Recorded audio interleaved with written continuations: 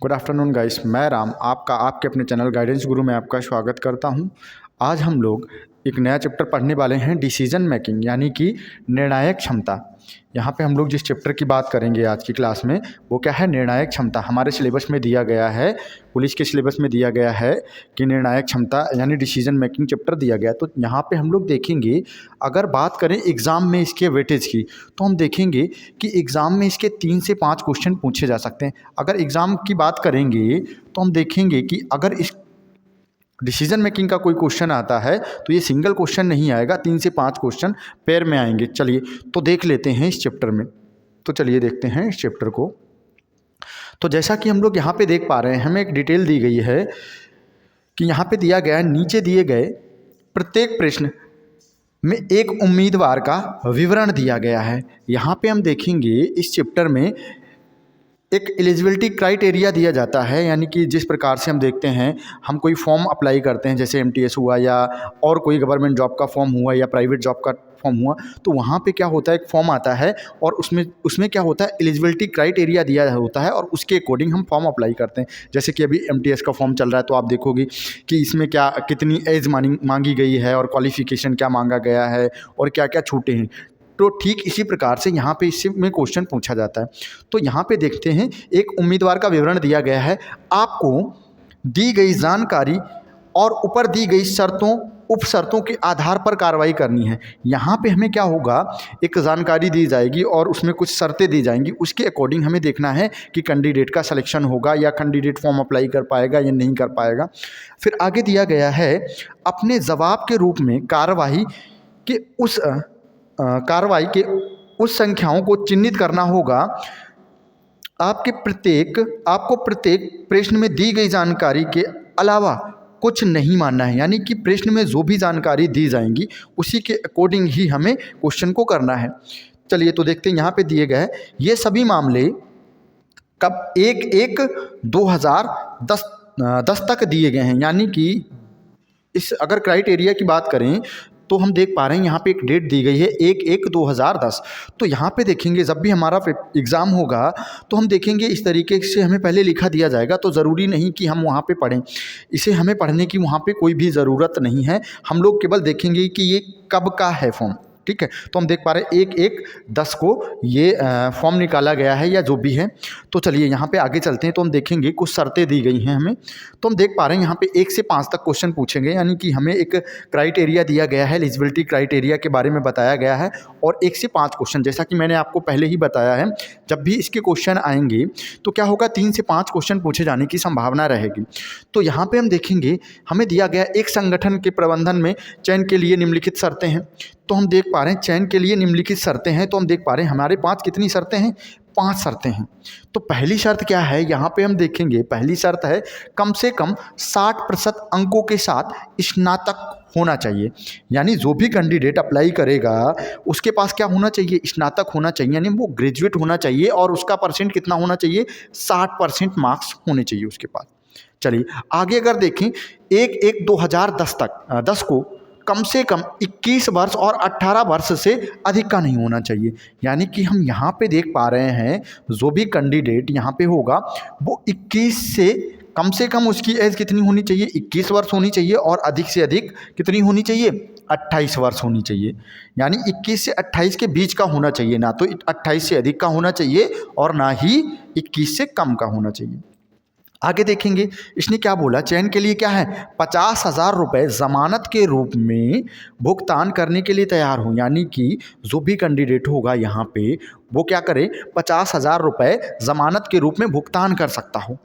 तो हम देख पा रहे हैं तीसरी शर्त हमारी ये हो जाएगी। इसके बाद चौथी शर्त की बात करें तो हमें दिया गया है, चयन परीक्षा में कम से कम 40% अंक प्राप्त किए हों। यानी कि जो भी चयन परीक्षा होगी तो हम कह सकते हैं, यानी प्रारंभिक परीक्षा जो भी रहेगी उसमें क्या कम से कम 40% अंक प्राप्त करें। इसके बाद दिया गया है व्यक्तिगत, यानी कि जो भी इंटरव्यू होगा उसमें कम से कम कितना, 50% मार्क्स आए हों व्यक्ति के। तो हम देख पा रहे हैं ये 5 शर्तें दी गई। इसके अलावा हमें कुछ क्लॉज दिए गए हैं। हम देख पा रहे हैं ऐसे उम्मीदवार के मामले में जिसने उपरोक्त सभी शर्तों को पूरा किया सिवाय, हम देख पा रहे हैं यहाँ पे लिखा गया, अगर कैंडिडेट इनमें से कोई शर्त जो यहाँ पे नीचे दी गई हैं पूर्ण नहीं कर पाता है तो किसके लिए हमें क्या छूट दी जा सकती है, यानी क्लॉज हैं। तो हम देख पा रहे हैं पहला क्या है हमारे फर्स्ट के लिए, तो फर्स्ट अगर कंडीशन कोई कैंडिडेट फॉलो नहीं कर पाता है तो हम देखेंगे तो क्या दिया गया है, लेकिन यानी पोस्ट स्नातकोत्तर में कम से कम कितने 65% अंक हो। अगर उसके ग्रेजुएशन में 60% अंक नहीं है तो वो क्या हो, उसके पास पोस्ट ग्रेजुएशन में 65% अंक हासिल किए हों। इस मामले को क्या होगा, जीएम कार्मिक के पास भेजा जाना चाहिए। चलिए, अगर कोई कैंडिडेट पहली कंडीशन को फॉलो नहीं कर पा रहा तो उसके लिए क्या है, उपरोक्त एक कंडीशन दी गई है कि वो क्या करे, ग्रेजुएशन में अगर 60% अंक नहीं ला पाया है तो पोस्ट ग्रेजुएशन में 65% अंक उसके होने चाहिए। आगे देखेंगे तीसरे के लिए क्या बोला गया, अगर उसके पास हम देख पा रहे हैं तीसरी शर्त हमारी क्या है, 50,000 रुपये ज़मानत के लिए जमा करने होंगे। तो अगर बाई चांस अगर कैंडिडेट के पास 50,000 रुपये नहीं है ज़मानत के लिए तो वो क्या कर सकता है, उसके लिए छूट दी गई है, लेकिन 1 वर्ष के लिए बॉन्ड, यानी 1 वर्ष के लिए बॉन्ड पर हस्ताक्षर करने के लिए तैयार हो, यानी वो बॉन्ड पे हस्ताक्षर करे। इस मामले को अगर वो बॉन्ड पे हस्ताक्षर करने के लिए तैयार है तो ईडी के पास भेजा जाएगा, किसके पास, ईडी के पास। तो इस जानकारी को या तो हमारा एग्ज़ाम क्या होगा, ऑनलाइन या ऑफलाइन। तो हम देखेंगे अगर एग्ज़ाम हमारा ऑनलाइन है तो अगर ऐसा प्रश्न आता है तो हमारे लिए काफ़ी समस्या हो जाएगी, हम क्वेश्चन को ऊपर और नीचे स्किप करेंगे तो देखेंगे कि काफ़ी टाइम वेस्ट होगा हमारा। तो इससे बचने के लिए हमें क्या करना है, इन दी हुई जानकारी को शॉर्टकट में लिख लेना है। कैसे लिख लेना है, शॉर्टकट में। तो देखते हैं कैसे शॉर्टकट में आपको लिखना है। तो चलिए आगे चलते हैं क्वेश्चन पे, तो देखेंगे ये क्वेश्चन 5 क्वेश्चन पूछे गए। तो पहले हमें क्या करना है, इस जानकारी को एक शॉर्ट फॉर्म में लिखना है, यानी शॉर्टकट में लिखना है कि किस तरीके से। तो देख लेते हैं कैसे शॉर्ट में लिखना है। तो अगर हम पहले कंडीशन की बात करें, हम देख पा रहे हैं कंडीशन हमारे पास कितनी है, 1 से 5 तक कंडीशन दी गई है। तो देख लेंगे, हम लिखेंगे पहली कंडीशन है हमारे पास, ठीक है। इसके बाद दूसरी कंडीशन होगी, तीसरी कंडीशन रहेगी और चौथी कंडीशन, फिर इसके बाद होगी 5वीं कंडीशन। यही तो 5 कंडीशन है हमारे पास। तो हम देख रहे हैं पहली कंडीशन में क्या है, उसे शॉर्टकट में हमें लिखना है, पूरा नहीं लिखना है क्योंकि डिटेल में ऑलरेडी हमारे पास लिखा हुआ है। और हमें क्या करना है, इसे शॉर्टकट में लिखना है। हमें देखना है 60% अंक चाहिए किसमें, ग्रेजुएशन में। तो हम यहाँ पे क्या कर सकते हैं, हम डायरेक्टली यहाँ पे जी बनाएं और लिख दें क्या, 60% चाहिए। यानी हम देख पा रहे हैं हमने लिख दिया ग्रेजुएशन में उसको कितने चाहिए, 60% अंक चाहिए। फिर अगली कंडीशन की अगर बात करेंगे तो हम देख पा रहे दिया गया 1/1/2010 को 21 से और 28 के बीच का होना चाहिए। तो हम यहाँ पे लिख सकते हैं कि उसकी एज कैसी हो, 21 साल और 28 साल के बीच की हो। वाई बना देंगे ईयर के लिए, क्योंकि हम देखेंगे क्योंकि हमें यहाँ पे टाइम भी बचाना है अपना। तो इस तरीके से शॉर्ट में लिखेंगे। तीसरी शर्त देख लेते हैं क्या हो जाएगी। तीसरी शर्त 50,000 रुपये का भुगतान कर सकता हो। तो तीसरी शर्त में लिखेंगे क्या कि कैंडिडेट क्या कर सकता हो, 50,000 रुपये भुगतान कर सकता हो भाई। चौथी शर्त देख लेते हैं। तो चौथी शर्त क्या है, चयन परीक्षा में उसके 40% अंक होने चाहिए। तो देख लेते हैं तो क्या करना है हमें, चयन परीक्षा। तो हम डायरेक्टली यहाँ पे या तो ऐसे एस भी बना सकते हैं सिलेक्शन प्रोसेस में, या तो हम चा बना के भी क्या कर सकते हैं, लिख सकते हैं कितना 40%, या हम डायरेक्टली सीधा सीधा यहाँ पे लिख सकते हैं, चयन भी लिख सकते हैं। चयन परीक्षा में कितना होना चाहिए, 40% अंक होने चाहिए उस कैंडिडेट के, तो उसका सिलेक्शन। इसके बाद 5वीं कंडीशन देखेंगे क्या है, यानी इंटरव्यू में उसका कितना होना चाहिए। तो हम देखेंगे इंटरव्यू में उसका 50% होना चाहिए। तो हम देखेंगे इसे भी शॉर्टकट में लिख देते हैं। तो इंटरव्यू को लिखेंगे शॉर्टकट में, तो क्या करेंगे, कितना होना चाहिए यहाँ पे 50%। इसके अलावा हम देखेंगे कि कुछ हमें क्लॉज दिए गए हैं कि कोई कैंडिडेट अगर इन कंडीशन को फॉलो नहीं कर सकता, जैसे कि कौन सी कंडीशन को, अगर कोई पहली कंडीशन को फॉलो नहीं कर सकता तो उसके पास 65% मार्क्स होने चाहिए। तो यहाँ पे हम लिखेंगे कुछ इस तरीके से। हम देख पा रहे हैं अगर कोई पहली कंडीशन फॉलो नहीं कर सकता है, पहली कंडीशन के लिए क्लॉज दिया गया है, हमें क्या दिया गया है, 65% मार्क्स हो उसका पीजी में अर्थात पोस्ट ग्रेजुएशन में। तो हम कह सकते हैं कितना, या तो 65% मार्क्स हो, और अगर 65% मार्क्स हैं उसके तो क्या किया जाएगा, ऐसे कैंडिडेट को कहाँ भेजा जाएगा, किसके पास, जीएम के पास भेजा जाएगा। किसके पास, जीएम के पास भेजा जाएगा। तो यहाँ पे हम लिखेंगे क्या, जीएम लिख दें। तो हम देख पा रहे हैं कि अगर कोई कैंडिडेट पहली कंडीशन को फॉलो नहीं कर रहा है तो क्या होगा, उसे उसके छूट के लिए 65% अंक होने चाहिए, और ऐसे कैंडिडेट को हम कहाँ भेजेंगे, जीएम के पास भेजेंगे। अगली कंडीशन देखते हैं क्या है। अगली छूट है तीसरे के लिए, अगर 50,000 रुपये जमा नहीं कर सकता तो वो क्या करे, बॉन्ड पे साइन करे।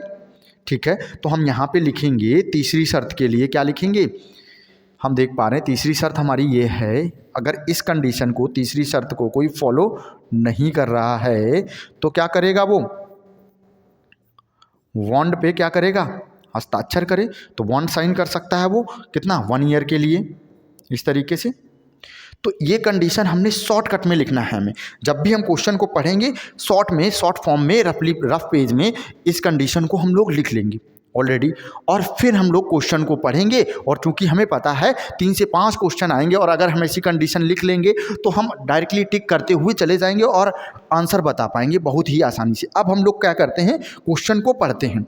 यहाँ पे बिल्कुल ही टाइम नहीं लगेगा अगर आप कंडीशन लिख लोगे। चलिए, तो यहाँ पे देखते हैं, एक नाम दिया गया है हमें, किसके बारे में दिया गया है, सोहन अवस्थी के बारे में दिया गया है।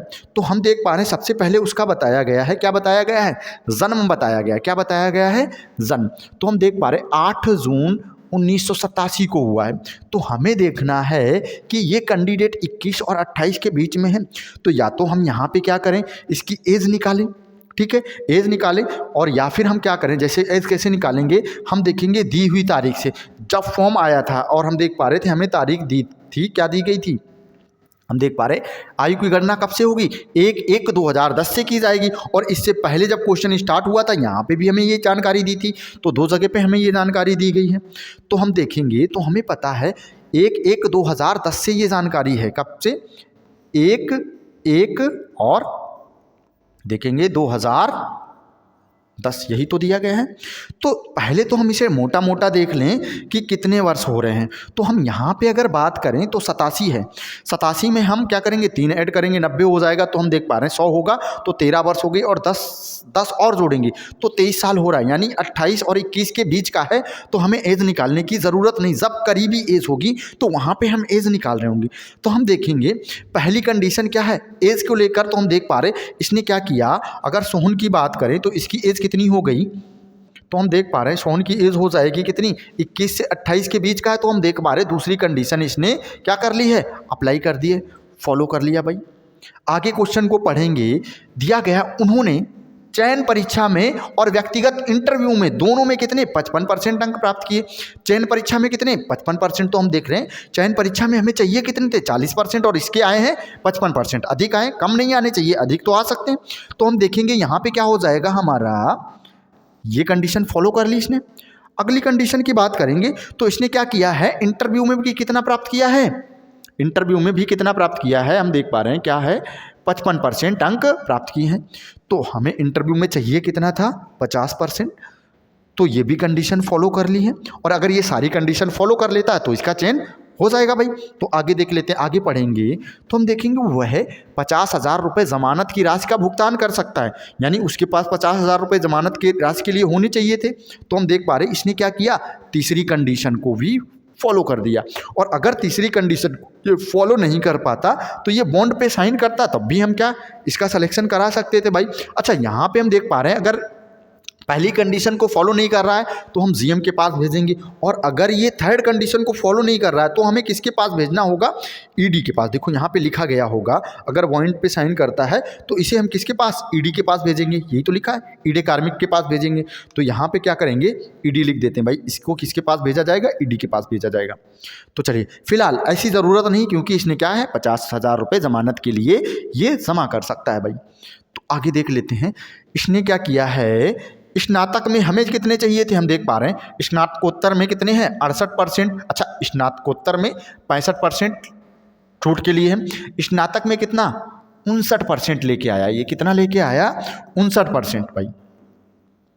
देख पा रहे हैं कितना लेके आया है, ये 59% लेके आया है। और जबकि स्नातक में कितने चाहिए थे 60% चाहिए थे। तो हम देख पा रहे ये पहली कंडीशन को अप्लाई नहीं कर पाया है। क्यों अप्लाई नहीं कर पाया, क्योंकि इसके 59% आए हैं, तो भाई ये अप्लाई नहीं कर पाया।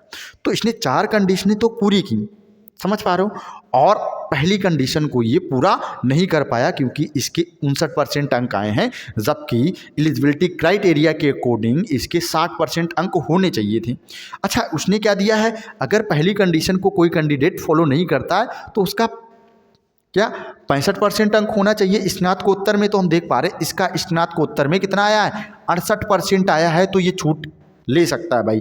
तो इसने क्या किया, ये क्राइटेरिया नहीं पूर्ण कर पाया, पर यहाँ पे इस क्राइटेरिया को पूर्ण कर दिया। तो यहाँ पे हम देखेंगे, अब यहाँ पे इसने इसकी इस क्राइटेरिया को पूर्ण किया है तो इसे किसके पास भेजा जाएगा, जीएम के पास भेजा जाएगा। तो इसका आंसर क्या हो जाना चाहिए, अगर इस वाली कंडीशन को ये फॉलो कर लेता, यहाँ पे 60% इसके अंक होते तो क्या होता, हम कहते व्यक्ति का उम्मीदवार का चयन किया जाएगा। लेकिन ये क्या किया, इसने इस कंडीशन को फॉलो नहीं कर पाया। इस बेस पे हम कह पा रहे होंगे इसे हमें किसके पास भेजना होगा, जीएम कार्मिक को भेजा जाना चाहिए, यानी डी ऑप्शन हमारा बिल्कुल ही ठीक हो जाएगा। समझ पाए हो क्यों जी ऑप्शन होगा, क्योंकि यहाँ पे ये पहली कंडीशन को पूर्ण नहीं कर पाया और इसे तीसरी कंडीशन को पहले की यानी पहले के जो भी इसका सब क्लॉज दिया था उसके अकॉर्डिंग ये पूर्ण कर पाया, यानी ये पीजी में कितना लाया है, 65% अंक ला पाया है। तो चलिए अगले क्वेश्चन की ओर चलते हैं। तो हमें जैसा कि पता है कि 5 क्वेश्चन हैं इसी क्राइटेरिया के बेस पे, तो अगला क्वेश्चन आप करके बताएंगे। तो करिएगा, अगला क्वेश्चन देखिए क्या आंसर हो जाएगा। हम देख पा रहे क्या दिया गया है, अनुज के बारे में बताया गया है, तो देखिएगा इसका आंसर क्या हो जाएगा भाई। चलिए आंसर करिएगा इसका फटाक से। तो देखिए पहले का आंसर क्या हो जाएगा,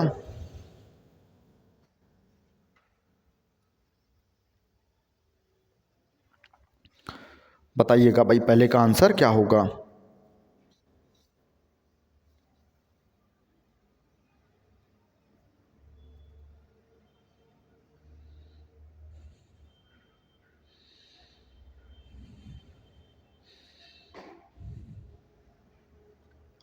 चलिए देख लेते हैं। तो यहाँ पे हम लोग बात करें इसकी, तो हम देख पा रहे हैं कि हमारे पास जो क्राइटेरिया था, अगर यहाँ पे हम देखेंगे एलिजिबिलिटी क्राइटेरिया के अकॉर्डिंग हम देखें तो सबसे पहले हमारे 5 क्या कंडीशन थी, 5 कंडीशन थी इसके अकॉर्डिंग। तो चलिए यहीं पे क्वेश्चन को हम लोग कर लेते हैं या मान लेते हैं कि 5 क्राइटेरिया में कौन सी कंडीशन को ये फॉलो कर रहा है। तो देखते हैं पहली क्या कंडीशन है इसकी, यहाँ पे हम करते हैं शॉर्टकट में, यहाँ पे लिख लेते हैं फिर से 1 नंबर 2 नंबर 3 4 और 5 कंडीशन थी हमारे पास। पहले के लिए क्लॉज था, ठीक है, और इसे भेजा जाना था जीएम के पास में, ठीक है, अगर वो 65% अंक लाता है किसमें, पीजी में, ठीक है, और इसके बाद यहाँ पे था 60% अंक। और अगर तीसरी कंडीशन फॉलो नहीं करता है, यानी 50,000 रुपये थी, तो यहाँ पे हम क्या करेंगे, बॉन्ड के लिए जा सकता है व्यक्ति, ठीक है, तीसरी कंडीशन यही तो दिया था। तो चलिए चेक कर लेते हैं, बाकी हमें लिखने की ज़रूरत नहीं है। तो हम देखेंगे पहले क्या दिया गया है, 1984, तो हमें देखना है 21 से 28 वर्ष के बीच का है व्यक्ति।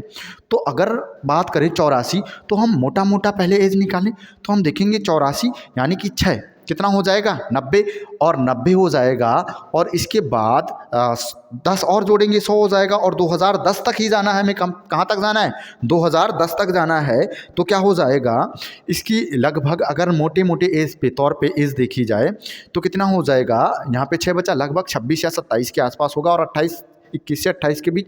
तो हम देख पा रहे हैं इसने एज वाला क्राइटेरिया पूर्ण कर लिया है। तो हम देखेंगे इसने पहला क्राइटेरिया क्या होगा, जो एज का सेशन होगा, यहाँ पे देखते हैं क्या है, एज वाला दूसरा क्राइटेरिया इसने क्या किया है भाई, पूर्ण किया। इसके बाद बात करें, उन्होंने स्नातक में 58% अंक, तो हम देख पा रहे हैं स्नातक में हमें चाहिए थे 60% अंक, ये नहीं ला पाया 58% अंक। अच्छा, छूट के लिए क्या था, 65% अंक चाहिए था, तो इसे छूट भी नहीं मिलेगी, इसे क्या होगा, छूट भी नहीं मिलेगी भाई। तो हम देख पा रहे हैं ना तो इसे इस क्राइटेरिया को पूर्ण कर पाया, 58 लाया, और ना ही इसे छूट मिल पाई। तो ऐसे कैंडिडेट का क्या चयन किया जाएगा, तो हम कहेंगे कि ऐसे कैंडिडेट का चयन नहीं किया जाएगा, यानी सी आंसर हो जाएगा। आगे अगर हम क्वेश्चन ना भी पढ़ें तो भी हम आंसर कर सकते थे देखते ही देखते, क्योंकि हम देख पा रहे एज तो इसने कर ली भाई पूर्ण, ठीक है। इसके बाद देख पा रहे 58 है, और इसका जो क्राइटेरिया छूट का क्राइटेरिया था 65 था, तो ये दोनों कंडीशन को फॉलो नहीं कर पाया, इस वजह से इसका चयन नहीं किया जाएगा। और अगर ये 58 था और यहाँ पे 65 लाता तो हम इसे जीएम के पास भेज सकते थे, किसके पास भेज सकते थे, जीएम के पास भेज सकते थे। चलिए तो फिर भी अगर हम चेक करना चाहें आगे और कौन सी कंडीशन ये फॉलो नहीं कर रहा, तो हम देखें चयन में कितना लेके आया है भाई और व्यक्तिगत इंटरव्यू में कितना लाया 50, जबकि हमें एक में कितना चाहिए था 40 चाहिए था और एक में 50 चाहिए था, तो ये भी कंडीशन फॉलो की इसने। और अगर बात करें ज़मानत के लिए उसके पास कितने तैयार है भाई साहब 50,000 रुपये देने के लिए, तो ठीक है। तो हम देख पा रहे हैं हम कौन सी कंडीशन को फॉलो नहीं कर पाए, पहली कंडीशन को फॉलो नहीं कर पाए, इस वजह से इसका आंसर क्या हो जाएगा यदि उम्मीदवार का चयन नहीं किया जाना चाहिए, ठीक है, नहीं किया जाना चाहिए। तीसरा देखिएगा, आंसर करिएगा भाई, तीसरे का आंसर करिएगा। तीसरे का आंसर क्या हो जाएगा?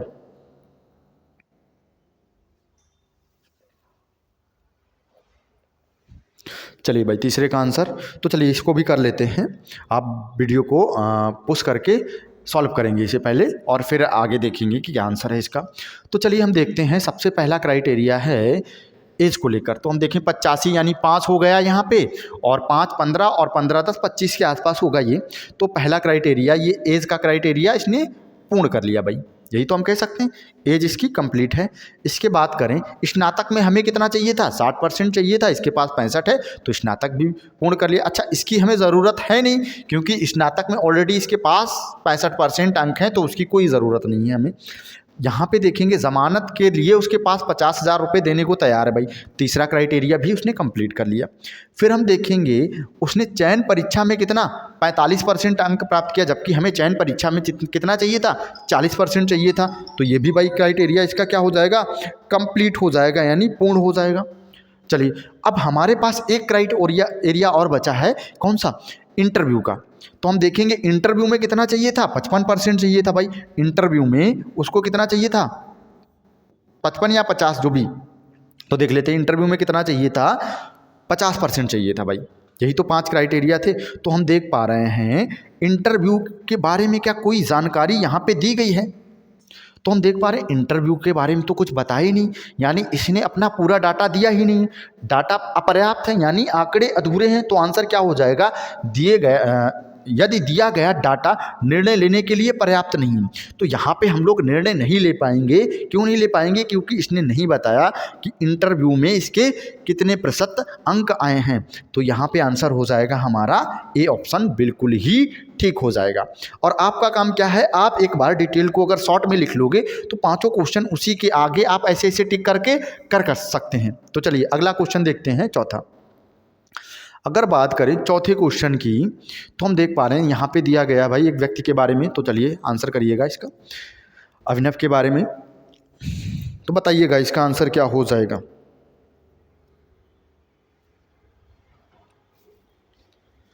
चलिए इसको भी करते हैं।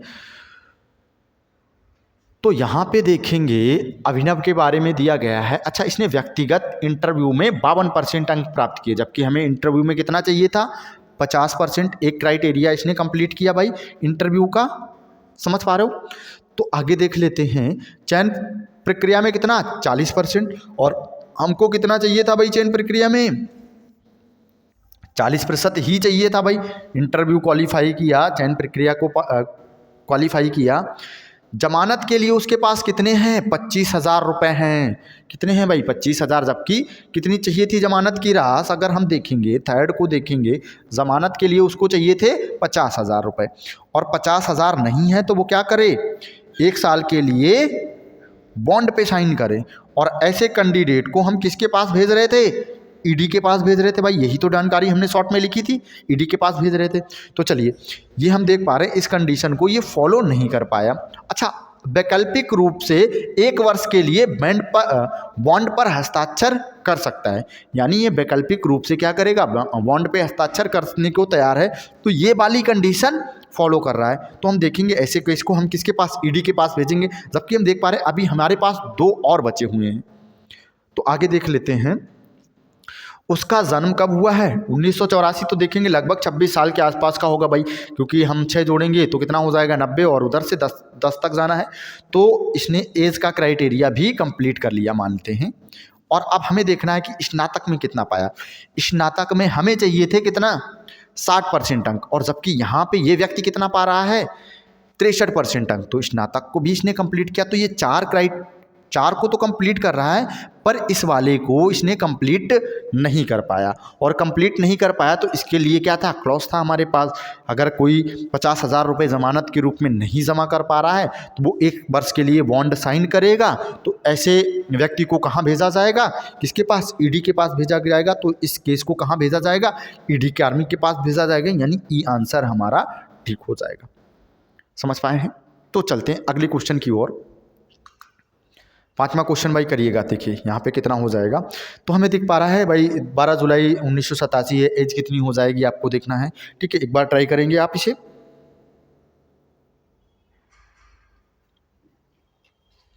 अच्छा, जब एज बिल्कुल करीब के आसपास होगी कि हमें डाउट हो कि एज कंप्लीट है या नहीं है, तब हमें एज निकालने की ज़रूरत है। जैसे ये क्या होता, अगर 82 के आसपास होता तो हमें एज निकालने की ज़रूरत थी। चलिए फिलहाल यहाँ पे देखते हैं कौन दिया गया है, नमिता। नमिता के बारे में हमें बताया गया है, किसके बारे में बताया गया है, नमिता के बारे में बताया गया है। हम देखेंगे यहाँ पे दिया गया है नमिता जायसवाल ने स्नातक में कितना 62% अंक प्राप्त किए, जबकि स्नातक में चाहिए थे कितने 60% अंक चाहिए थे। तो एक क्राइटेरिया इसने कंप्लीट कर लिया, जिसे हमने शॉर्ट में लिखा था भाई। इसके बाद देख पा रहे हैं इंटरव्यू में कितना 52%, जबकि कितना चाहिए था 50%। इसको भी इसने क्या किया, कंप्लीट किया भाई। उसका 12 जुलाई 1984, तो हम देखेंगे 7 और 17 और 10 कितने, लगभग 27 के आसपास होगा। तो इसको भी इसने कंप्लीट किया, क्योंकि 21 से 28 के बीच का होना चाहिए भाई। 50,000 रुपये ज़मानत के रूप में भुगतान करने को भी तैयार है भाई, 50,000 रुपये भुगतान। तो चौथे को भी कंप्लीट किया। और एक और क्राइटेरिया बचा हुआ, क्या, चयन प्रक्रिया वाला भाई। तो देखेंगे उसने क्या किया, चयन परीक्षा में क्या किया 46% अंक, जबकि हमें कितने चाहिए थे, कम से कम 40 तो लेके आता था। तो भाई 46 लेके आया, तो ये पांचों क्राइटेरिया को कंप्लीट कर लिया भाई इसने। कितने प्रतिशत, 40% अंक लाया। तो ऐसे कैंडिडेट का चयन होना चाहिए या नहीं, बताइए भाई। तो देखिएगा ऑप्शन क्या है, तो हम देखेंगे उम्मीदवार का चयन किया जाना चाहिए कि नहीं किया जाना चाहिए। तो हम देखेंगे इसका उम्मीदवार का चयन किया जाना चाहिए, यानी बी आंसर बिल्कुल ही ठीक हो जाएगा। समझ पाए होंगे यहाँ तक आप। तो चलिए अगले क्वेश्चन की ओर चलते हैं। तो ये वाला क्वेश्चन सेम ऐसा ही क्वेश्चन है, बिल्कुल डिक्टो। ठीक है, तो आगे चलते हैं, अगला क्वेश्चन करते हैं पहले, और फिर वापस आके इस क्वेश्चन को करेंगे। तो चलिएगा इस क्वेश्चन को करिएगा 11 से 14। चलिए तो देखते हैं, यहाँ पे दिया गया है, जानकारी दी गई हमें। यहाँ पे थोड़ा सा सुधार करने की ज़रूरत है, यहाँ पे थोड़ा सा सुधार कर लेते हैं भाई। तो यहाँ पे हो जाएगा आपका ए, क्या हो जाएगा, ए, और यहाँ पे हो जाएगा D, A for America, D for Denmark. चलिए तो चलिए इन कंडीशन को क्या करेंगे, शॉर्ट में लिखेंगे और फिर इसके बाद में अप्लाई करेंगे भाई। तो चलिए क्वेश्चन के पास चलते हैं और शॉर्ट में इसको लिखते हैं और फिर अप्लाई करते हैं भाई। तो इस क्वेश्चन को देखते हैं। तो यहाँ पे हम लोग इसे शॉर्ट में लिखते हैं भाई जानकारी को। तो देख पा रहे हैं ए बी सी डी 4 जानकारी है हमारे पास, ए है, बी है, सी है और डी, 4 जानकारियाँ हैं। तो इन्हें कम लिखते हैं भाई शॉर्टकट में। 1/6/2015 को 35 वर्ष से अधिक आयु का नहीं होना चाहिए, यानी 35 से कम का होना चाहिए भाई। तो यहाँ पे लिख देते हैं भाई, क्या, 1/6 और कब 2015 का 15 की तक वो कितना नहीं होना चाहिए, 35 से अधिक का नहीं होना चाहिए भाई। ठीक है, अगर 35 से अधिक का है तो वो क्या हो जाएगा, डिस्क्वालीफाई हो जाएगा, यानी ओवर एज हो जाएगा। चलिए अगला देखते हैं आगे। दूसरी कंडीशन क्या है, पर्सनल मैनेजमेंट में परास्नातक होना चाहिए। तो शॉर्टकट में लिख लें भाई, इसको भी हम लोग क्या होना चाहिए, वो परास्नातक होना चाहिए। तो शॉर्ट में पी लिख दें, पीजी। ठीक है, या फिर आप इसे ऐसा भी लिख सकते हैं, ऐसे लिख देते हैं शॉर्ट में परा। चलो पूरा कंप्लीट लिख देते हैं, क्या होना चाहिए भाई,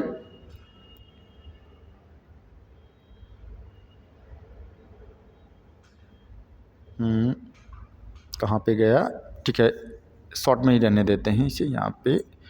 ठीक है, 1 जानकारी 2 जानकारी। अच्छा तीसरी कंडीशन देखेंगे क्या है, पर्सनल अधिकारी यानी मैनेजर के रूप में 5 वर्ष का उसके पास क्या होना चाहिए, अनुभव होना चाहिए। यानी 5 वर्ष का क्या होना चाहिए, अनुभव।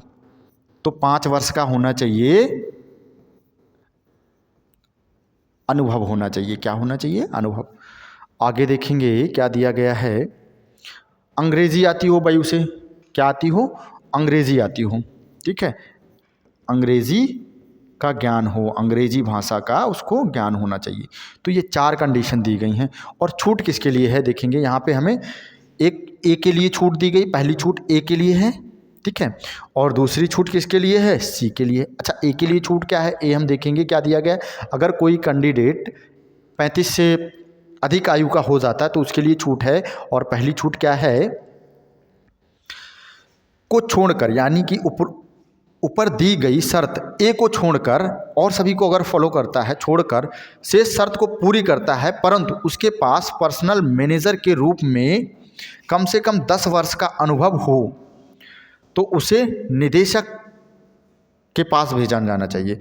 अगर हम देखेंगे, अगर व्यक्ति क्या पहली कंडीशन को फॉलो नहीं करता है तो उसके पास 10 वर्ष का क्या होना चाहिए, अनुभव होना चाहिए। और अगर अनुभव है तो उसे हम किसके पास भेजेंगे, तो उसे भेजेंगे निदेशक के पास। किसके पास, निदेशक के पास, या पर्सनल लिखा गया है, निदेशक या पर्सनल के पास भेजेंगे भाई।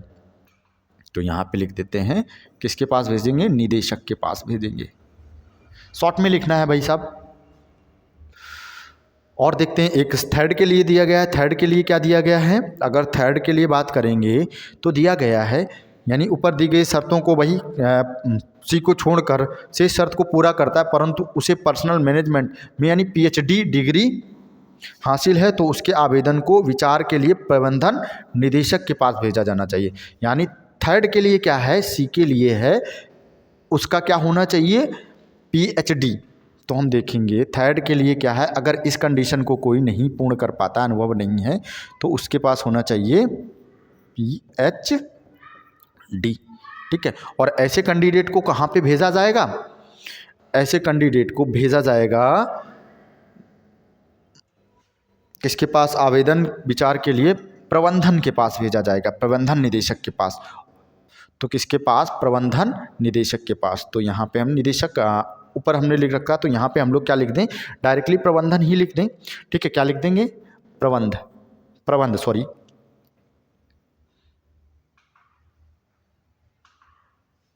एक सेकेंड,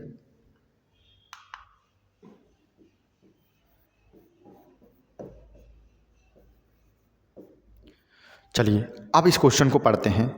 तो चलिए अभी तक आप क्वेश्चन को कर पाए होंगे, तो चलिए इसको अब हम लोग क्या करते हैं, अप्लाई करते हैं। तो सबसे पहले हम देखेंगे अदिति के बारे में दिया गया। अदिति शाह को पर्सनल मैनेजमेंट में पीएचडी डिग्री हासिल है, यानी जो अदिति शाह है उसने क्या कर रखा है, पीएचडी डिग्री हासिल कर रखी है। तो अगर उसने पीएचडी कर रखी है तो वो ग्रेजुएट भी होगी और पोस्ट ग्रेजुएट भी होगी, और हमें चाहिए था परास्नातक यानी ग्रेजुएट चाहिए था, तो पीएचडी की है। अच्छा, परसेंटेज की यहाँ पे कोई बात नहीं की गई थी, तो हम देख पा रहे हैं इसने सेकेंड क्राइटेरिया को इसने क्या कर लिया भाई, कंप्लीट कर लिया है। यही तो हमें पता चला, क्योंकि इसने पीएचडी की है। 2 वर्षों से एक कंपनी में पर्सनल अधिकारी के रूप में काम कर रही है। इसका अनुभव कितना है, केवल 2 वर्ष का अनुभव है, जबकि इसे कितना चाहिए था, 5 वर्ष का। तो ये थर्ड को नहीं क्वालिफाई कर पाई। अंग्रेजी का अच्छा ज्ञान है भाई, इसको अंग्रेजी का अच्छा ज्ञान है, तो ये लास्ट वाले को भी कर गई भाई। एज की बात करेंगे तो यहाँ पे देखते हैं 2 नवंबर, कब की बात है, 2 नवंबर 1979 की बात है। और एज होनी चाहिए 35 से अधिक नहीं होनी चाहिए। तो हम देखेंगे 79, एक हम जोड़ेंगे 80 हो जाएगा। 80 के बाद हम देखेंगे 20, यानी 100 पे पहुंच जाएंगे तो 21 साल का हो गया ये भाई, 21 का हो गया। और 10 पे आएंगे तो 31 का हो जाएगा। और 10 के बाद अगर हम बात करेंगे कितनी, 2000 कब की, 15, तो हम देखेंगे यहाँ पे हमें एज निकालने की ज़रूरत है। क्या निकालने की ज़रूरत है, एज निकालने की ज़रूरत है, क्योंकि यहाँ पे हो सकता है कैंडिडेट ओवर एज हो रहा हो। तो चलिए यहाँ पे देख लेते हैं क्या हो जाएगा। तो कहाँ पे, यहाँ पे कहीं पे एज निकाल देते हैं। तो यहाँ पे थोड़ा सा हम देखेंगे कब की बात है, 1/6/1979 79 की बात है और हमें जो डेट दी गई है, सॉरी 1/6/2015 की जानकारी दी गई है। यहाँ पे देखेंगे जन्म है 2 नवंबर, क्या है 2 नवंबर, नवंबर मतलब 11, और कब है 1979। तो यहाँ पे हम क्या करेंगे, घटाएंगे। क्या करना है, हमें घटाना है। तो हम देख पा रहे हैं अगर यहाँ पे हम घटाने की कोशिश करेंगे महीने में, तो हम यहाँ पे घटा नहीं पाएंगे महीने में भाई, क्योंकि यहाँ पे 6 है और 6 से 11 कैसे घटेगा भाई। तो यहाँ पे हम हासिल लेंगे वर्ष के रूप में। अगर वर्ष के रूप में हासिल लेंगे तो यहाँ से एक वर्ष लेंगे, एक वर्ष मतलब 12 महीने, तो यहाँ पे 18 महीने हो जाएंगे। फिर यहाँ पे 2 दिया गया तो एक महीना इधर लाएंगे तो कितना हो जाएगा, तो यहाँ पे हो जाएंगे, क्या हो जाएगा 31 दिन, क्योंकि एक ऑलरेडी दिया है, एक महीना इधर लाए और यहाँ पे हम लोग 12 लाए थे, 18 हो गए, तो यहाँ पे बचा कितना 17, और यहाँ पे हो जाएगा 2014। अब यहाँ से इसे हम घटा देते हैं भाई, 2 11 और कितना है 1987, तो इसे घटा लेते हैं भाई। तो हम देखेंगे अगर 14 में से 4 में से 9 जाएगा नहीं, हासिल लिया एक, तो कितना हो गया 14 हो गया भाई, और 14 में से 9 जाएगा तो कितना बचेगा 5 बचेगा भाई। आपका कितना बचेगा 5 बचेगा, दिख रहा होगा इधर साइड से, ठीक है। तो क्या बचेगा 5 बचेगा। तो हम देख पा रहे हैं यहाँ पे हमारा बचेगा 0, तो यहाँ से हासिल लेंगे कितना हो जाएगा 10, और 10 में से 7 गए तो 3 बचा। यहाँ पे कितना 9, 9 में से गया 0, यहाँ पे 1 बचेगा 0, 17 में से 11 गए तो कितना हो जाएगा भाई 6 बचेगा। तो हम देख पा रहे हैं ये 35 वर्ष 6 महीने हो गए, आगे में निकालने की ज़रूरत नहीं है, फिर भी हम यहाँ पे कंप्लीट निकाल देते हैं। तो यहाँ पे हम देख पा रहे हैं 31 में से 2 जाएगा तो कितना बचेगा 29। तो ये जो व्यक्ति है, ये व्यक्ति कौन है, अगर यहाँ पे हम बात करें, ये जो व्यक्ति है अदिति, ठीक है, तो ये कितने 35 वर्ष 6 महीने 29 दिन की हो चुकी है। तो यहाँ पे क्या है, अगर 35 से ज़्यादा है तो वो क्लॉज का यूज़ कर सकता है भाई। तो यहाँ पे हम देखेंगे अदिति इस क्राइटेरिया में फेल हो गई भाई। तो यहाँ पे हम देखेंगे कि अगर उसने क्या कर रखा है भाई, पीएचडी को कर रखा है, तो उसे किसके पास भेजा जाएगा, प्रबंधन के पास। और अगर 10 वर्ष का अनुभव है, जबकि इसके पास अनुभव कितना है, अनुभव के लिए क्या दिया गया है, पिछले 2 वर्षों से कार्य कर रही है भाई साहब, ठीक है। तो अनुभव भी उचित नहीं है। तो आप बताइए कि इसका आंसर क्या होना चाहिए भाई, इसका आंसर टिक करिएगा कि आंसर क्या होना चाहिए इसका। तो बताइएगा आंसर क्या हो जाएगा, सारी डिटेल आपके सामने है, तो आंसर बताइएगा। तो हम देख पा रहे हैं इस उम्मीदवार का चयन नहीं होगा। क्यों नहीं होगा, क्योंकि हम देख पा रहे हैं इसके पास 10 वर्ष का अनुभव होता तो इस क्राइटेरिया को वो पूर्ण कर पाता, तो इसके पास केवल 2 वर्ष का अनुभव है और इन दोनों को वो कंप्लीट नहीं कर पाया, तो इसी बेस पे हम कहेंगे कि इसका सिलेक्शन चयन नहीं होगा। और इसके अलावा अगर हम बात करें कि इसकी बात करें तो यहाँ पे तो पीएचडी तो कर रखी थी, लेकिन इस क्राइटेरिया को इसने पूर्ण नहीं किया। तो क्या हो जाएगा, आंसर बी ठीक हो जाएगा यहाँ पे, क्योंकि यहाँ पे इसकी एज कंप्लीट नहीं थी। तो चलिए अगले क्वेश्चन की ओर चलते हैं। चलिए तो 12वां क्वेश्चन देख लेते हैं। तो यहाँ पे बताइएगा भाई 12वां क्वेश्चन,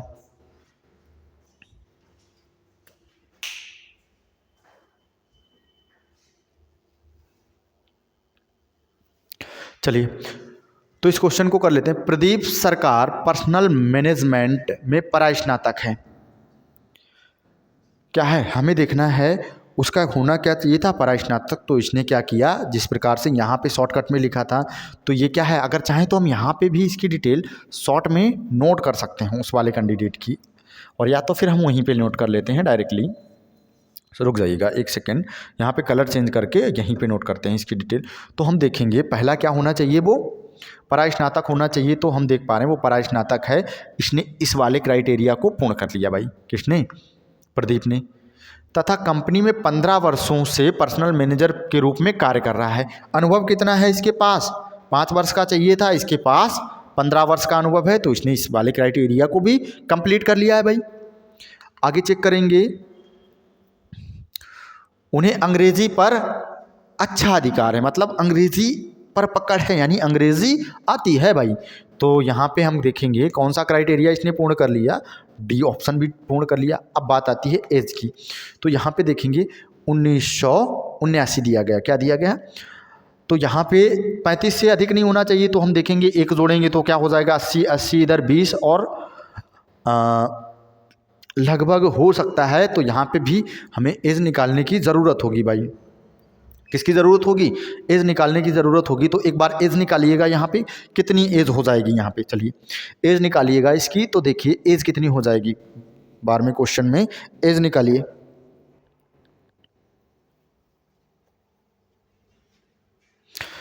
चलिए एज निकाल ली होगी आपने। तो हमें देखना है यहाँ तक कितना होना चाहिए, 35 वर्ष का होना चाहिए। और हम यहाँ पे देखेंगे अगर मोटे तौर पे एज निकालें हम लोग, तो ये 35 से अधिक हो जाएगी। कितनी हो जाएगी? 35 से अधिक। तो 35 से अगर अधिक का है तो उसे क्या करना होगा? 10 वर्ष का अनुभव होना चाहिए। और ऐसे कैंडिडेट को हम कहाँ भेजेंगे? निदेशक के पास भेजेंगे। तो हम देख पा रहे इस कंडीशन को ये क्वालिफाई नहीं कर पाया, किंतु इसको कर गया, क्योंकि इसके पास अनुभव कितना है? 15 वर्षों का अनुभव है। तो ऐसे कैंडिडेट को निदेशक पर्सनल के पास भेजा जाएगा। किसके पास? निदेशक पर्सनल के पास। चलिए अगला क्वेश्चन करिएगा। चलिए इसको आंसर करिएगा। 13 नंबर क्वेश्चन को आंसर करिए।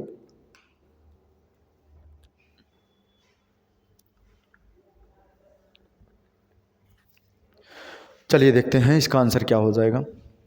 देखिए दिया गया है निर्मला पांडे, पर्सनल मैनेजमेंट में स्नातकोत्तर है भाई साहब, स्नातक कर रखा है इसने।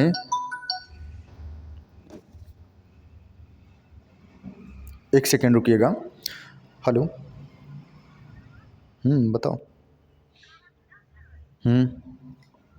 हाँ क्लास में है, अभी बाद में करते हैं। ठीक है।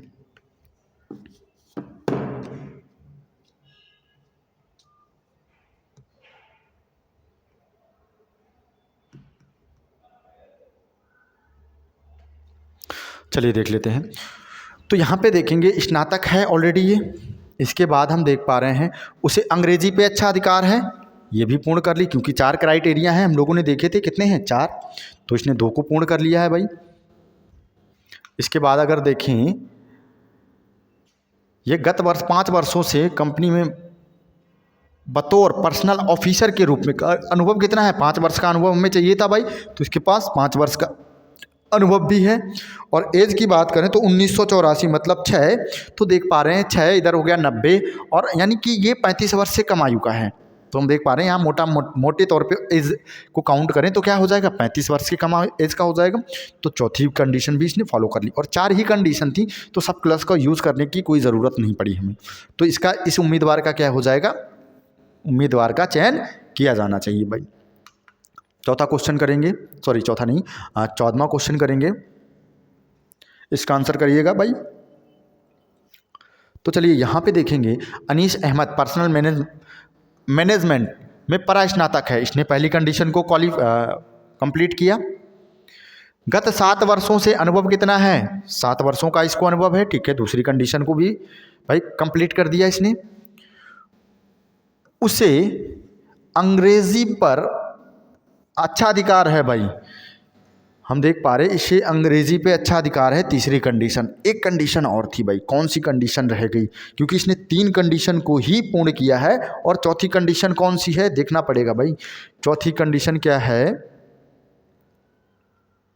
एज के बारे में कुछ भी नहीं बताया गया कि इसकी डेट ऑफ बर्थ क्या है, हमें नहीं बताया गया, कहीं पे एज नहीं बताई गई।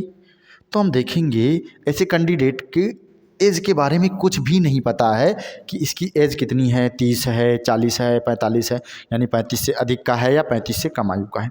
तो नहीं दी गई, तो हम क्या बोलेंगे? हमारे पास इस क्वेश्चन को कंप्लीट करने के लिए पूर्ण जानकारी नहीं है। अर्थात यदि आंकड़े अधूरे हों तो हम क्या करेंगे? यहाँ पे आंकड़े अधूरे हैं हमारे पास, क्योंकि इसकी कोई डेट ऑफ बर्थ नहीं दी गई। और अगर इसकी डेट ऑफ बर्थ दी जाती तो क्या होता? अगर वो 35 वर्ष से अधिक का होता तो हम कहते कि कंप्लीट नहीं कर पा रहा, तो ऐसे कैंडिडेट का चयन नहीं किया जाना चाहिए। और फिर हम देखेंगे क्या उसका क्लॉज के अंतर्गत वरीयता है, तो ठीक है उसके अकॉर्डिंग करते। चलिए फिलहाल इसका आंसर क्या हो जाएगा? ये ऑप्शन बिल्कुल ही ठीक हो जाएगा। तो यहाँ तक हम लोगों ने देखा कि जब हम बात करते हैं डिसीज़न मेकिंग की, तो वहाँ पे क्या होता है, हमें एक एलिजिबिलिटी क्राइटेरिया दिया जाता है और उसके अकॉर्डिंग ही आंसर करना होता है। तो हम बेहतर तरीके से समझ पाए होंगे कि ऐसे क्वेश्चन को करते कैसे। दिखने में भले ही ये क्वेश्चन क्या हों, काफ़ी बड़े लगें, पर ये बहुत ही आसान क्वेश्चन होते हैं, यानी आसानी से आप इसे कर सकते हो। तो अगला क्वेश्चन करिएगा, देखिएगा इस क्वेश्चन को, और ये अंतिम क्वेश्चन करेंगे। तो यहाँ पे देखिएगा हमारे पास जो इसकी कंडीशन है वो कितनी कंडीशन दी गई हैं, 5 कंडीशन दी गई हैं। पहली कंडीशन है, क्या कंडीशन है, चलो पढ़ लेते हैं भाई। पहली कंडीशन है, तो डायरेक्टली हम लोग कंडीशन पढ़ेंगे और ऐसे अप्लाई कर सकते हैं, अगर आप याद कर रख सकते हो थोड़ी देर के लिए कंडीशन को।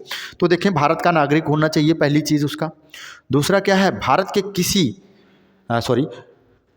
के किसी भारतीय या विदेशी विश्वविद्यालय में पोस्ट ग्रेजुएट, यानी कि चाहे भारतीय यूनिवर्सिटी हो या विदेशी, ठीक है, क्या हो, पोस्ट ग्रेजुएट होना चाहिए।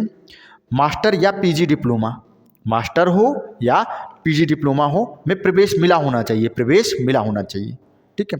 तो हम देख पा रहे भारत का नागरिक होना चाहिए और भारत या विदेश से कहीं से भी पढ़ा होना चाहिए, ठीक है। और क्या होना चाहिए, पोस्ट ग्रेजुएट होना चाहिए, ऑप्शन में कुछ लिख रखा है, ठीक है, मास्टर या पीजी। आगे देखेंगे अगली कंडीशन क्या है, तीसरी कंडीशन, पाठ्यक्रम की प्रवेश परीक्षा में 60% अंक मिले होने चाहिए। यानी जो प्रवेश परीक्षा होती है उसमें कितना, 60% मिला होना चाहिए पाठ्यक्रम की प्रवेश परीक्षा में आगे जाने के लिए। चलिए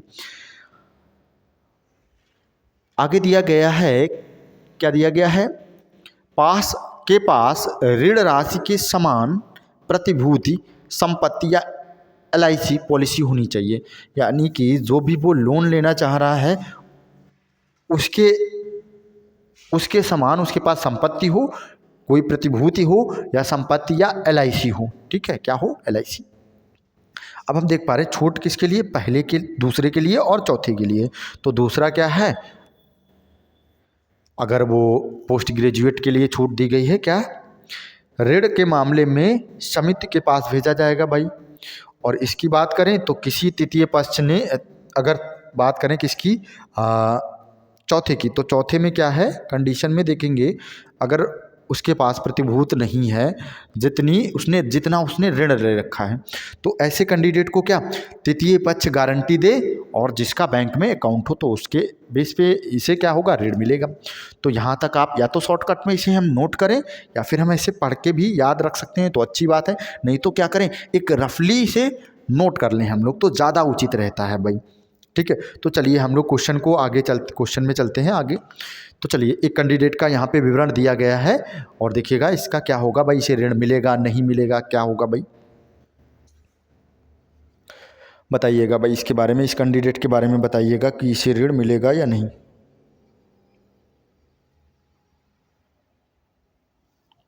चलो पढ़ लिया होगा क्वेश्चन आपने, देखो दिया गया है।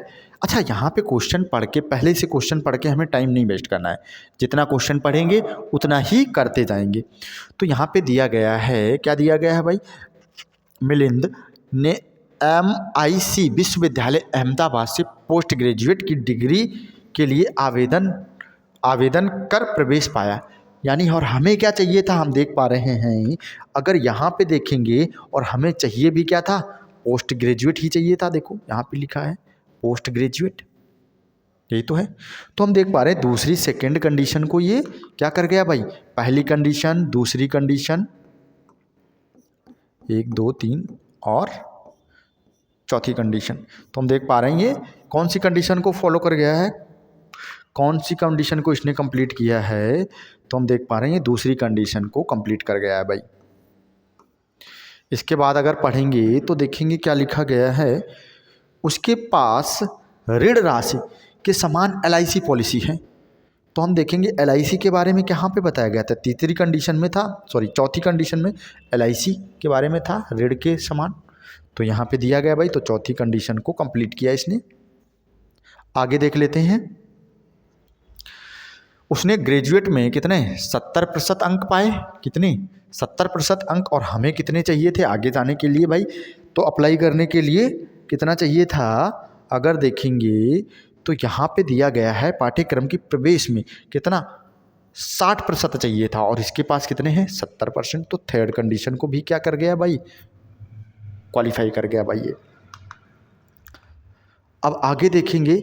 अच्छा, पहली कंडीशन क्या था, भारतीय नागरिक होना चाहिए, क्योंकि लोन किसे मिल रहा है भाई साहब, जो भारतीय नागरिक है। तो हम देखेंगे पहले में क्या, भारतीय नागरिक, तो ये भारतीय नागरिक भी है, वह एक भारतीय नागरिक है।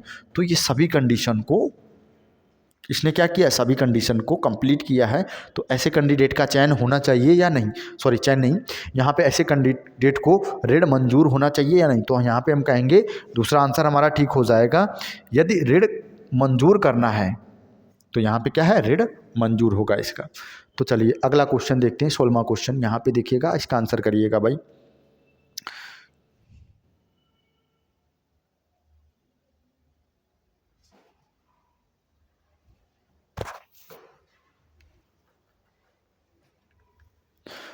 और वैसे भी हमें पता है इस क्वेश्चन को पहले से हमें नहीं पढ़ना है। हम क्या करेंगे, जितना क्वेश्चन पढ़ेंगे उतना ही कंप्लीट करते चलेंगे। तो चलिए एक बार इस क्वेश्चन को पढ़िएगा अच्छे से, ठीक है, पढ़िएगा क्वेश्चन को और कंप्लीट करिएगा कि आंसर क्या हो जाएगा इसका। चलिए पढ़ लिया होगा आपने, आंसर कर लिया होगा भाई। चलो देख लेते हैं क्या आंसर आएगा इसका। तो देखेंगे पहले लिखा गया है विज्ञान ग्रेजुएट अनिल भारतीय है, यानी अनिल का पहले क्या है, वो ग्रेजुएट भी है और भारतीय भी है भाई, ठीक है। आगे दिया गया है विश्वविद्यालय में कंप्यूटर विज्ञान में मास्टर डिग्री है उसके पास। तो हम देख पा रहे हैं दूसरी कंडीशन भी ये क्या कर गया, फॉलो कर गया, क्योंकि यहाँ पे हम देखेंगे क्या होनी चाहिए इसके पास, मास्टर डिग्री होनी चाहिए। तो देखो ये लिखा गया है यहाँ पे मास्टर डिग्री है भाई इसके पास। आगे लिखा गया है 82% अंक सहित प्रवेश परीक्षा में प्रथम आया, और प्रवेश परीक्षा में हमें केवल 60% अंक चाहिए थे। अगर यहाँ पे हम देखेंगे तो कितने चाहिए अंक, 60% अंक चाहिए, और आए कितने हैं 82%। तो भाई यहाँ पे इस कंडीशन को भी ये फॉलो कर गया। अब एक कंडीशन और बचती है, चौथी कंडीशन, क्योंकि 4 ही कंडीशन है यहाँ पे। तो हम देखेंगे अगली कंडीशन क्या है, उसके पास LIC होनी चाहिए, या जितने का वो ऋण लेना चाह रहा उसी के समान क्या होनी चाहिए, संपत्ति होनी चाहिए। तो यहाँ पे देखेंगे क्या लिखा गया, उसका परिवार उसके घर का उपयोग करना चाहता है, यानी उसका जो परिवार है उसके घर का उपयोग करना चाहता है, बतौर किसके, प्रतिभूति घर का मूल्य ऋण राशि के समान है, यानी कि जो उसका घर है वो प्रतिभूति के रूप में इस्तेमाल करना चाह रहा है, और जितने का ऋण है उसके समान है उसकी प्रतिभूति, यानी घर का मूल्य उसी के समान है। तो हम देखेंगे तो चौथी कंडीशन, उसके बाद दिया गया है पाठ्यक्रम के दौरान वह अपने अंकल के साथ दुबई में रहेगा। तो इसकी कोई ज़रूरत नहीं थी, ये तो एक फर्जी का स्टेटमेंट दिया गया, आगे हमें इसकी कोई आवश्यकता नहीं थी। तो हमें क्या देखना है कि उसकी प्रतिभूति ऋण के समान होनी चाहिए। तो चौथी कंडीशन है, तो हम लोग यहाँ पे देखेंगे, यहाँ पे लिखा गया है कि पास राशि समान प्रतिभूति या संपत्ति या LIC होनी चाहिए। तो समान संपत्ति है, उसके घर का मूल्य उतना ही है जितना वो ऋण लेना चाह रहा है भाई। तो क्या होगा, चौथी कंडीशन ये फॉलो कर जाएगा भाई। तो ये हम देखेंगे क्या हुआ यहाँ पे, ये अगली कंडीशन भी क्या करेगा, क्वालिफाई कर जाएगा, यानी कि कंप्लीट कर जाएगा। तो ऐसे व्यक्ति को ऋण मिलेगा या नहीं। तो हम देख पा रहे हैं अगर वो चारों कंडीशन क्या करता है, कंप्लीट करता है, तो ऋण के लिए मंजूर होगा भाई। तो आंसर क्या हो जाएगा, बी ऑप्शन हो जाएगा, यदि ऋण मंजूर करना है भाई। तो चलिए अगला क्वेश्चन करिएगा आंसर, चलिए इस क्वेश्चन का आंसर करिएगा, बताइए इसका आंसर क्या हो जाएगा।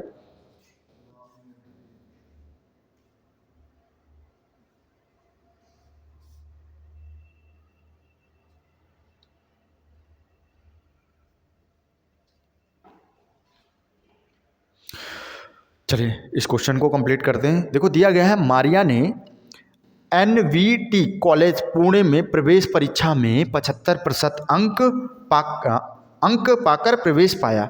तो प्रवेश परीक्षा के लिए कितने अंक चाहिए थे, 60%, इसके पास है 75%। इस एलिजिबिलिटी क्राइटेरिया को इसने कंप्लीट कर दिया भाई। आगे देखेंगे वह भारतीय राष्ट्रीय है, तो ये भारतीय नागरिक है, इस वाले क्राइटेरिया को भी इसने कंप्लीट किया भाई। और ऋण राशि की प्रतिभूति देखो लिखा गया है, और ऋण राशि की प्रतिभूति के रूप में देने के लिए उसके पास आवश्यक संपत्ति है, उसके पास ऋण के चुकाने के लिए आवश्यक संपत्ति भी है। तो हम देख पा रहे हैं यहाँ पे भी क्या हो जाएगा, तीनों कंडीशन क्या कर गया, कंप्लीट कर गया। आगे हमें एक कंडीशन और चाहिए, कौन सी कंडीशन बची है कि वो है क्या है, हमें देखना होगा यहाँ पे अगली कंडीशन क्या, कि उसके पास दूसरी कंडीशन देखेंगे, पोस्ट ग्रेजुएट है या नहीं, या मास्टर या डिप्लोमा कोई है कि नहीं, क्योंकि 60% इसने 70 पाए और प्रतिभूति भी है इसके पास, संपत्ति है समान, और इसके बाद वो भारतीय है। पर इस कंडीशन के बारे में अभी कुछ नहीं दिया गया है। तो चलिए इस कंडीशन के बारे में देखते हैं क्या दिया है भाई। यहाँ पे दिया है कंप्यूटर एप्लीकेशंस में उसके अंडर ग्रेजुएट डिग्री पाठ्यक्रम की अवधि 30 वर्ष है। तो हमें ये बताया गया है अंडर ग्रेजुएट डिग्री पाठ्यक्रम की अवधि कितनी है, 30 वर्ष है, जबकि हमें डिटेल चाहिए थी उसके बारे में। तो ये मारिया के बारे में कोई डिटेल यहाँ पे नहीं दी गई है कि उसने, तो इसमें हम देखेंगे कि क्या दिया गया है हमें, कि मारिया के बारे में नहीं बताया गया है कि इसने पराई स्नातक किया है या नहीं किया है, पीजी है इसके पास या नहीं है, यानी डाटा कंप्लीट नहीं है हमारे पास, जानकारी अधूरी है। तो हम देखेंगे ये चौथे क्राइटेरिया को कंप्लीट नहीं कर पाई, यानी कि चौथा क्राइटेरिया एक होता है कंप्लीट करना या ना करना। अगर यहाँ पे इसके बारे में बताया गया होता और ये कंप्लीट ना कर पा रही होती तो बात अलग थी। हम देख पा रहे हैं इसके बारे में बताया ही नहीं गया हमें, तो ये डाटा अपर्याप्त है हमारे पास। तो हम देखेंगे ऐसा, इसका आंसर क्या हो जाएगा, क्योंकि इसके डाटा इसके बारे में हमें नहीं दिया गया है, तो यहाँ पे क्या हो जाएगा, डाटा अपर्याप्त हो जाएगा। तो हम देखेंगे यदि निर्णय लेने के लिए दिया गया डाटा अपर्याप्त है, तो यहाँ पे आंसर क्या हो जाएगा, ई ऑप्शन बिल्कुल ही ठीक होगा। चलिए आगे चलते हैं। चलिए इसका आंसर करिएगा भाई, सुधीर ने अखिल भारतीय संस्थान से, चलिए इसका आंसर बताइएगा।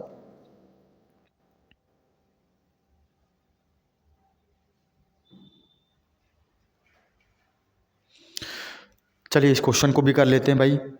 तो देखिए यहाँ पे लिखा है सुधीर ने अखिल भारतीय संस्थान नई दिल्ली में फार्मेसी में पोस्ट ग्रेजुएट डिग्री के लिए आवेदन किया है।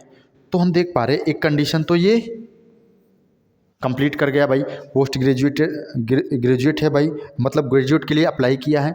प्रवेश परीक्षा में आगे क्या लिखा, वह एक भारतीय नागरिक है, तो इसको भी अप्लाई कर गया ये। देखें प्रवेश परीक्षा में 60 चाहिए थे, इसके पास 60% है, तो इसको भी अप्लाई कर गया ये। आगे देखेंगे प्रतिभूति के देने के लिए उसके पास संपत्ति नहीं है, तो यहाँ पे इसको ये कंप्लीट नहीं कर पाया। क्या नहीं कर पाया, कंप्लीट नहीं कर पाया भाई। आगे दिया गया है उसके पिता का बैंक में खाता है और वो ऋण के लिए गारंटी देने के लिए तैयार हैं। तो पहले हमें देखना पड़ेगा इसके लिए कोई सब क्लॉज है कि नहीं। तो हमने पहले ही देखा था कि इसके लिए सब क्लॉज दिया गया भाई। क्या सब क्लॉज दिया गया है, हम देख पा रहे हैं अगर कोई व्यक्ति चौथी कंडीशन को क्या नहीं कर पाता है, कंप्लीट नहीं कर पा रहा है, तो उसके लिए चौथे के लिए ये देखो सब क्लॉज है यहाँ पे।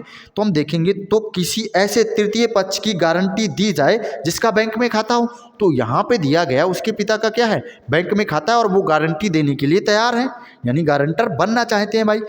तो यहाँ पे क्या हो जाएगा इसका आंसर इस वाले क्वेश्चन का, तो यहाँ पे इसके लिए क्या होगा, गारंटी देने के लिए तैयार है, यही तो हमें पता चला। तो इस वाले क्राइटेरिया को इसने किया कंप्लीट। तो क्या होगा, यदि यहाँ पे देखेंगे ऋण मंजूर नहीं है, तो यहाँ पे ये तो गलत हो जाएगा, ऋण मंजूर है, मंजूर नहीं है, क्योंकि इस वाले क्राइटेरिया को कंप्लीट नहीं कर पाया। ऋण समिति के पास भेजा जाना चाहिए, नहीं। यहाँ पे हम देखेंगे किसी खातेदार में गारंटी दी जानी चाहिए, हाँ, तो इसके पिता इसकी गारंटी ले रहे हैं तो गारंटी दी जानी चाहिए, यानी डी आंसर ठीक हो जाएगा यहाँ पे। चलिए अगला क्वेश्चन देखते हैं, 19वां क्वेश्चन। इसका आंसर बताइएगा भाई। बहुत ही आसान है, क्योंकि हमें पता है एक बार हमें डाटा को क्या करना है, शॉर्ट फॉर्म में लिख लेना है रफली ऐसी, और फिर टिक करते हुए चले जाना है, केवल क्वेश्चन करना है और टिक करना है भाई। तो चलिए इसका आंसर एक बार बताएंगे आप, क्या हो जाएगा इसका आंसर।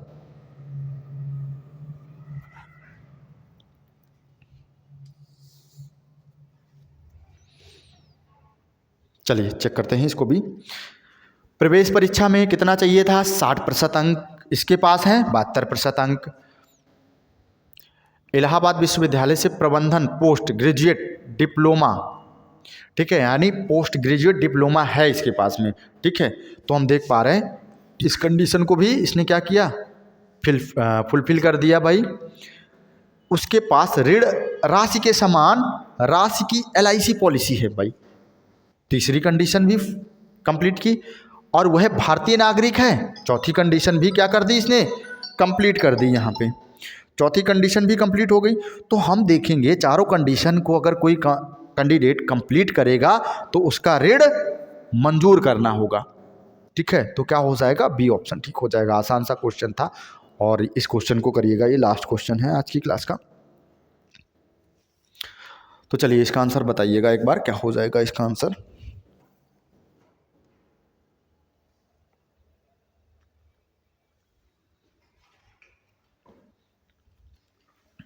चलिए इसको भी करते हैं। देखो पहली कंडीशन, केवल भारतीय नागरिक के लिए गणित में मास्टर्स के लिए Chandigarh Indian institute of research में रवि ने प्रवेश पाया। अच्छा, हम देख पा रहे हैं पहली चीज़ कि ये भारतीय नागरिक है या नहीं, हमें ये एक कंडीशन ये भी देखनी थी। तो यहाँ पे जो भी यहाँ पे प्रवेश पा रहा है, ठीक है, वो केवल भारतीयों के लिए ही प्रवेश है। तो जाहिर सी बात है जो रवि है वो भारतीय नागरिक है, क्योंकि यहाँ पर वो प्रवेश पा रहा है। तो पहली कंडीशन तो इसने क्या की, कंप्लीट कर दी, क्योंकि ये भारतीय नागरिक है, यहाँ से हमें पता चल गया। अच्छा, इसके पास क्या है, गणित में मास्टर्स, तो यहाँ पे दूसरी कंडीशन भी इसने कंप्लीट की। इसके बाद देखेंगे क्या दिया गया है। अच्छा, प्रवेश परीक्षा में कितना, 68% अंक है इसके पास, और हमें कितने चाहिए थे, 60%। ये भी कंडीशन क्या की, फुलफिल कर दी। ऋण के समान उसके पास कोई प्रतिभूत नहीं है। अच्छा, अगर ऋण के समान उसके पास प्रतिभूत नहीं है तो उसके पास कोई गारंटर होना चाहिए, ठीक है। तो ऐसे केस को हम कहाँ पे भेज देंगे, किसके, खातेदार की गारंटी दी जानी चाहिए। तो हम देखेंगे इसके पास क्या कोई गारंटर है कि नहीं है। तो हम देखेंगे याथी उसका नियोक्ता जिसका बैंक खाता है ऋण देने के लिए गारंटी को तैयार है, यानी कोई एक व्यक्ति है जिसका बैंक में खाता है और वो ऋण की गारंटी देने के लिए क्या है, तैयार है। तो ऐसे केस को हम कहाँ पे भेजेंगे, यहाँ पे भेजेंगे भाई। जैसा पहला ही क्वेश्चन था उसमें भी हमने देखा था इसका सब क्लोज दिया था, अगर इसका सब क्लोज है यहाँ पे भी तो आंसर क्या हो जाएगा, डी ऑप्शन ठीक हो जाएगा। तो यहाँ पे हमने देखा कि अगर हम बात करेंगे डिसीजन मेकिंग की तो बहुत ही आसान क्वेश्चन होते हैं, केवल दिखने में टफ लगते हैं और लेंदी होते हैं क्वेश्चन, लेकिन इसे हम आसानी से कर सकते हैं अगर हम इसे सही तरीके से करें। यानी जहाँ पे ये जानकारी दी जाएगी उसे हमें पहले क्या करना है, रफली बेस पे नोट डाउन कर लेना है और उसके बाद उसे क्वेश्चन को पढ़ना है और कंप्लीट करना है। तो चलिएगा अब मिलते हैं अगली क्लास में, और अगर अभी तक आपने हमारे चैनल को सब्सक्राइब नहीं किया तो चैनल को सब्सक्राइब करें, वीडियो को लाइक करें और अपने मित्रों को भी शेयर करें। धन्यवाद।